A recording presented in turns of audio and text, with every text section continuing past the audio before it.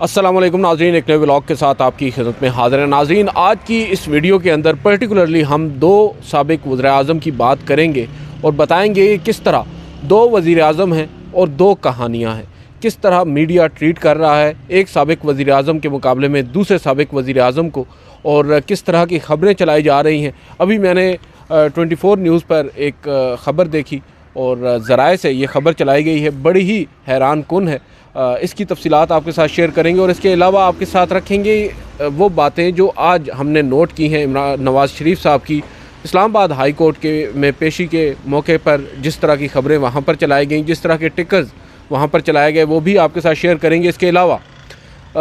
इंतख़ाबात का मामला आप सबको मालूम है, गुज़िश्ता कई दिनों से अब ये मामला ज़ेर बहस है और बात हो रही है कि आया इंतख़ाबात होंगे भी या नहीं। 8 तारीख़ जिसका तयन सुप्रीम कोर्ट के अहकामात की रोशनी में ही हुआ, सदर मुमलिकत डॉक्टर आरिफ अलवी और इलेक्शन कमीशन ने मुतफ़िक़ा तौर पर यह तय किया कि 8 फरवरी 2024 को मुल्क भर में आम इंतख़ाबात होंगे। बावजूद उसके कुछ ख़बरें ऐसी आ रही हैं, कुछ मुतज़ाद इत्तलात आ रही हैं जिनसे ये तासुर मिल रहा है कि शायद इंतख़ाबात होंगे भी या नहीं। और उसमें ना सिर्फ ट्विटर के ऊपर, यूट्यूब चैनल्स के ऊपर लोग अपनी राय का इजहार कर रहे हैं, बल्कि अब तो मेन स्ट्रीम मीडिया भी इस मामले को टेकअप कर रहा है। मैं अभी सोहेल वड़ाइच साहब का एक कॉलम पढ़ रहा था जिसमें वो भी इसी शुबे का इजहार कर रहे हैं। और इस तमाम तर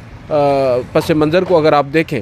तो नज़र यही आता है कि जस्टिस काजी फ़ाइज़ ईसा या सुप्रीम कोर्ट ऑफ पाकिस्तान का जो किरदार है वो बड़ा कलीदी होने वाला है। और अब बहुत से जो बुर्ज हैं वो भी उल्टेंगे, बहुत सी जो मिसकॉन्सेप्शंस हैं बहुत सी अहम शख्सियात से मुतालिक हो सकता है वो भी गलत साबित हो जाएं। बिलखसूस जस्टिस काजी फ़ाइज़ ईसा जो वैसे तो कमरा अदालत में काफ़ी बरहम भी नज़र आते हैं, अहकामात भी जारी करते रहते हैं। आज एक और उन्होंने हुक्म सादर फरमाया है। सुप्रीम कोर्ट में समाअत हो रही थी, जो असिस्टेंट कंजर्वेटिव अफसरान हैं जंगलात में, उनकी भर्तियों पर उन्होंने काफ़ी तल्ख़ किस्म की बातें की हैं। आपके साथ वो शेयर करते हैं और उसके बाद मौजूदा जो सूरत हाल है उसमें जस्टिस काजी फ़ाइज़ ईसा के किरदार पर भी बात करेंगे। अब सुप्रीम कोर्ट ऑफ पाकिस्तान ने सरकारी ख़त किताबत और नोटिफिकेशंस पर अफसरान के नाम जो लिखने हैं उनका हुक्म दे दिया है, अफसरान के नाम लिखने का। और अदालत ने यह कहा है कि सरकारी कागजात और नोटिफिकेशंस पर अफसर का ओहदा और नाम दोनों लिखे जाएँ और सुप्रीम कोर्ट के इस हवाले से फ़ैसले पर अमल भी किया जाए। दौरान समाअत आज चीफ़ जस्टिस काजी फ़ाइज़ ईसा मुख्तलिफ़ जो भर्तियाँ हैं उन पर काफ़ी ज़्यादा बरहम हुए। उन्होंने अब जो सेक्रेटरी जंगलात हैं, चीफ़ सेक्रेटरी सिंध हैं और एडवोकेट जनरल सिंध हैं, उनसे जवाब मांग लिया है आइंदा समाअत पर। और जो चीफ़ जस्टिस काजी फ़ाइज़ ईसा हैं उन्होंने एडवोकेट जनरल सिंध का जो ऑफ़िस है उसमें लॉ अफसरान के जो भर्तियाँ हैं उस पर काफ़ी सवालात उठाए हैं। उन्होंने कहा है कि सिंध एडवोकेट जनरल ऑफ़िस में 80 लॉ अफसरान हैं। लॉ अफसरान की इतनी बड़ी फ़ौज, अदालत इतनी बड़ी फ़ौज है मगर अदालत में कोई पेश नहीं होता। और यहाँ पर दौरान समाअत चीफ़ जस्टिस ने एडवोकेट जनरल सिंध हसन अकबर को इजाफ़ी लॉ अफसरान को हटाने का भी हुक्म दिया है, जो कि एक अफसरशाही सी हमें मालूम होती है। एक जैसे नज़र आता है कि बादशाह सलामत ने एक ऑर्डर दे दिया है कि फ़लाँ बंदे को नौकरी से बर्खास्त कर दिया जाए। अभी उन लोगों को सुना भी नहीं गया उनका क्या मौक़िफ़ है, मगर एक वन साइडेड किस्म का ऑर्डर दे दिया गया है कि इन लोगों को ओहदों से हटा दिया जाए। फिर कहा कि जब हम प्रैक्टिस करते थे तो 2-3 लॉ अफसरान होते थे, इन सब लॉ अफसरान को फ़ारिग करें जो इस वक्त 80 के करीब आपने लॉ अफसरान भर्ती किए हुए हैं। उन्होंने एडवोकेट जनरल सिंध को हिदायत की और फिर ये कहा कि एडवोकेट जनरल सिंध के जो लॉ अफसरान हैं वो हर सवाल जो है वो पीछे मुड़कर, हर सवाल पर पीछे मुड़कर देखते हैं। और फिर उन्होंने कहा कि सिंध में काबिल वकला मौजूद हैं, उनको लॉ अफसरान लगाएं। महकमे जंगलात में कंजर्वेटिव अफसरान की तैनाती में उम्र हद जो है वो उसमें 15 साल की रियायत दी गई है। इश्तिहारात में असिस्टेंट कंजर्वेटिव अफसर के लिए जो उम्र की हद है वो 30 साल मांगी गई है और जो 15 साल की रियायत देकर तकरीबन 45 साल के बुढ़ों को भर्ती किया गया है। और उम्र की रियायत मखसूस हालात में मिल सकती है और यहाँ तो भर्तियों के लिए कई उम्मीदवार थे। फिर चीफ़ जस्टिस ने कहा कि ताल्लुकात पर नौकरियाँ देनी हैं तो जामियात को, यूनिवर्सिटीज़ को बंद कर दें और हमारी दिलचस्पी सूबे के अवाम के मफाद से है। और फिर उन्होंने कहा कि 45 साल کا بھرتی شخص 60 سال کی عمر میں ریٹائر ہو جائے گا اور پھر اس کی ریٹائرمنٹ پر پینشن اور مراعات دیں گے۔ یہ سب کر کے ہم دنیا سے بھیک مانگتے ہیں۔ چیف جسٹس نے اب جو ان کی سربراہی میں 3 رکنی بینچ تھا، اس نے اس مقدمے کو ملتوی کیا ہے جنوری تک، اور ساتھ ہی جو چیف جسٹس ہیں انہوں نے کہا ہے کہ سندھ حکومت کا اطمینان بخش جواب اگر نہ آیا تو چیف سیکرٹری کو طلب کریں گے۔ اب ایک جانب جسٹس قاضی فائز عیسیٰ کا یہ روپ ہے کہ وہ بڑے ہی دبنگ قسم کے آرڈرز دیتے ہیں، کسی ایک فریق کو سنے بغیر ہی اس طرح کا ایک سخت آرڈر انہوں نے جاری کر دیا ہے۔ دوسری جانب انتخابات کا معاملہ ہے اور ابھی تک چیف جسٹس قاضی فائز عیسیٰ کی جو خاموشی ہے اس سے بہت سے سوالات جنم لے رہے ہیں۔ بہت سے لوگ کہہ رہے ہیں کہ چیف جسٹس قاضی فائز عیسیٰ کو اس حوالے سے معاملے کا نوٹس لینا چاہیے، کیونکہ جو کیا سرائیاں ہیں وہ اب خبروں کی حد تک پہنچ چکی ہیں اور لوگ اب خبر میں یہ چیز کوٹ کر رہے ہیں کہ انتخابات جو ہیں وہ ہو سکتا ہے ان میں تاخیر ہو جائے، اور اس کی وجہ معیشت ہے۔ سہیل وڑائے صاحب تو یہ لکھتے ہیں کہ مختلف جو خلیجی ممالک ہیں، غالباً 2 خلیجی ممالک نے کچھ 20-25 ارب روپے کی یقین دہانی کروائی ہے ہماری نگران حکومت کو، ہمارے مقتدر حلقوں کو، اور جیسے ہی یہ اعلان ہوگا ان کی جانب سے کہ یہ رقم پاکستان کو دی جا رہی ہے، اس کے بعد معیشت میں ایک بوسٹ آئے گا، اور اس بوسٹ کو جب وہ بوسٹ آ جائے گا اور اس کے بعد جب انتخابات اگر فوری طور پر ہو جاتے ہیں تو پھر وہ معیشت جو ہے وہ دگرگوں صورتحال اختیار کرے گی، اس کی حالات جو ہیں وہ مزید خراب ہو سکتے ہیں۔ اس تمام تر صورتحال کو پیش نظر رکھتے ہوئے ہو سکتا ہے یہ فیصلہ ہو کہ انتخابات کو مزید آگے لے کر جایا جائے، اس میں جو ڈیٹ ہے اس کو ایکسٹینڈ کیا جائے، اور اس ضمن میں افواہیں یہ آ رہی ہیں کہ شاید اعلیٰ عدلیہ کو بھی اطمینان اس کو بھی آپ کہہ سکتے ہیں کہ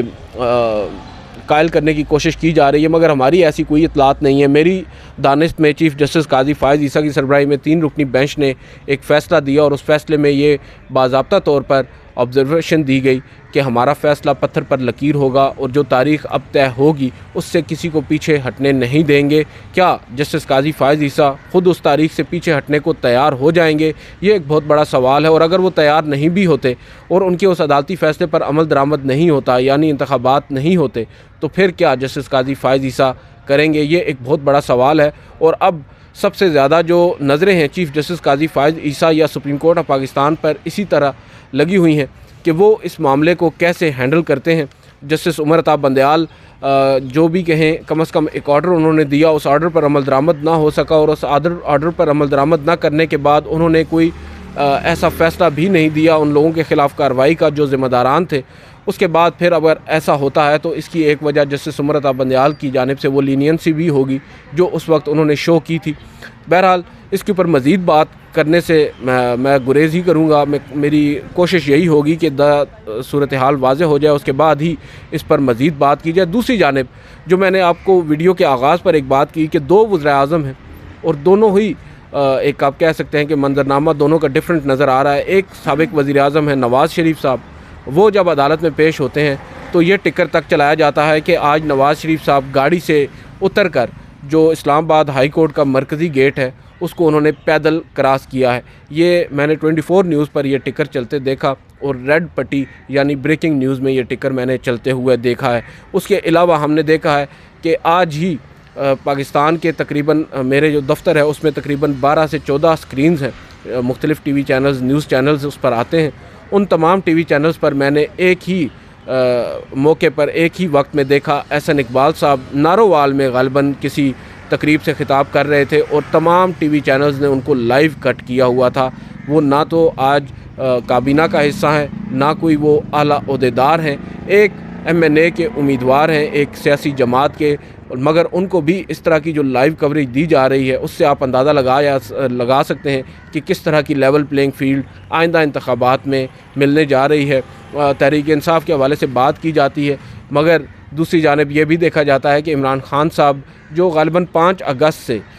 قید میں ہیں، ان کی 5 اگست سے آج تک کسی نے تصویر تک نہیں دیکھی، ان کی شکل نہیں دیکھی گئی کہ آیا وہ کس حالت میں ہیں، ان کی تصویر تک سامنے نہیں آ رہی۔ تصویر کو تو چھوڑیں، ان کا تو خیر نام بھی میڈیا پر نشر کرنے سے روک دیا گیا ہے، اور اس طرح کی لیول پلینگ فیلڈ ہوگی تو انتخابات کے نتائج کو کون تسلیم کرے گا، یہ ایک الگ بات ہے۔ اور اس کے علاوہ سونے پر سہاگا، میں ابھی 24 نیوز پر ایک خبر پڑھ رہا تھا اور ایک پٹی چل رہی تھی لال رنگ کی، اس لال رنگ کی پٹی میں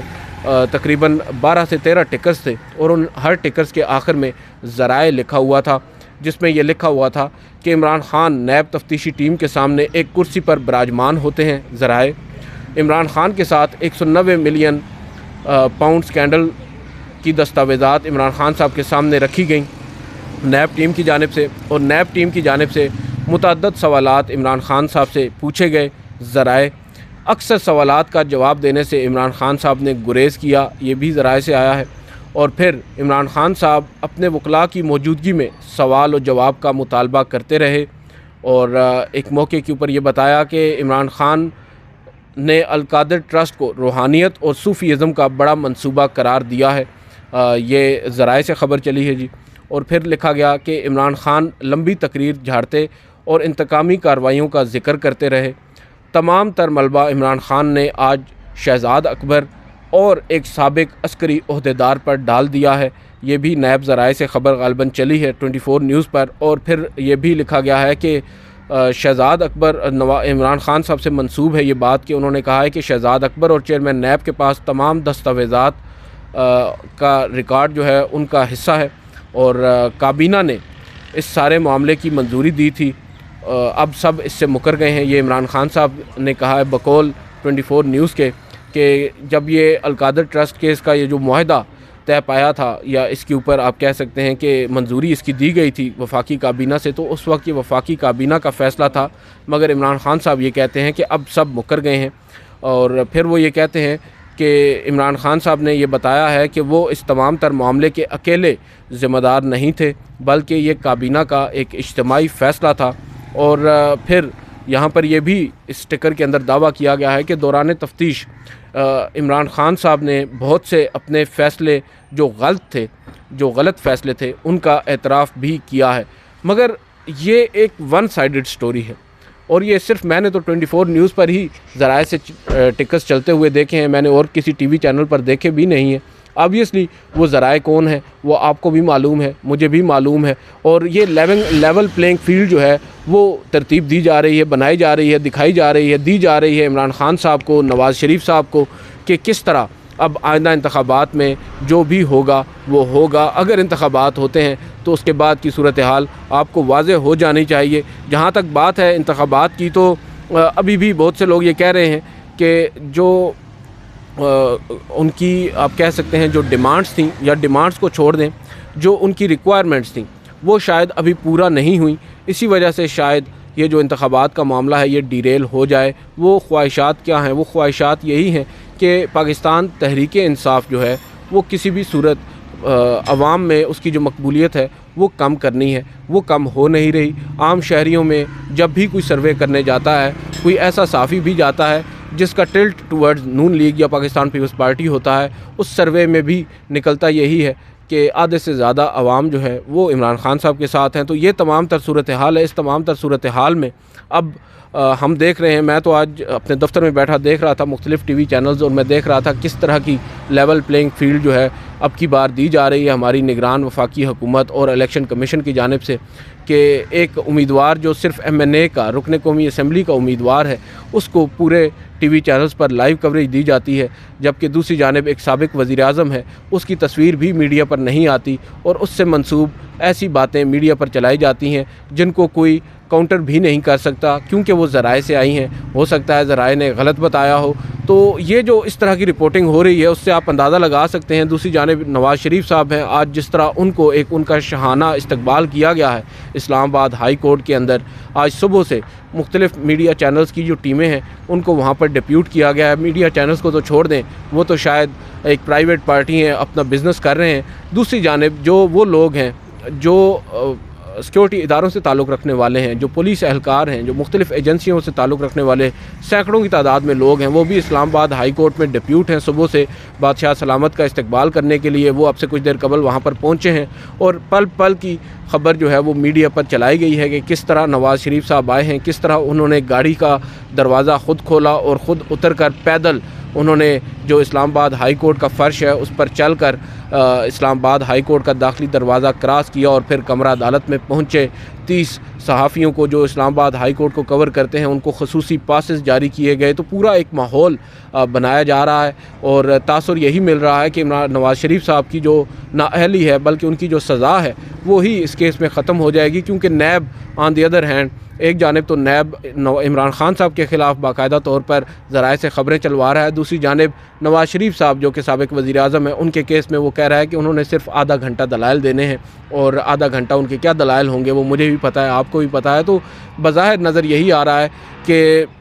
ماحول بنا دیا گیا ہے اور نواز شریف صاحب پورے آب و تاب کے ساتھ آ رہے ہیں چوتھی مرتبہ پھر وزارت عظمیٰ کے لیے۔ اور اب کل ایک اور اہم سماعت ہونے جا رہی ہے، عمران خان صاحب کی پیشی ہے اسلام آباد ہائی کورٹ کے اندر، اور اس پیشی کے اوپر ابھی ہم بات کر رہے تھے، بہت سے لوگ یہ سوال کر رہے ہیں کہ کیا عمران خان صاحب کو کل پیش کیا جائے گا یا نہیں۔ تو میں نے تو اس پر یہی جواب دیا ہے کہ مجھے نہیں لگتا عمران خان صاحب کو پیش کیا جائے گا۔ 5 اگست سے لے کر آج تک تقریباً 3 سے 4 ماہ گزر چکے ہیں، ان کو اگر چھپا کر رکھا گیا ہے، ان کا چہرہ تک کسی کو نہیں دکھایا جا رہا، تو اچانک سے کیوں کر انتخابات سے عین پہلے ان کو سامنے لے کر آیا جائے گا اور لوگوں کے سینٹیمنٹس کو مزید ابھارا جائے گا؟ کیونکہ بہت سے لوگ تو یہ بھی کہہ رہے ہیں کہ ان کی ایک تصویر جو جیل میں ہے، وہ قید ہیں، جب سے قید ہیں، ان کی ایک تصویر کے لیے لوگ کروڑوں روپے دینے کو تیار ہیں کہ ہمیں ان کی ایک تصویر دکھا دیں، ایک تصویر اندر سے بنا دیں، مگر بتایا جا رہا ہے کہ کافی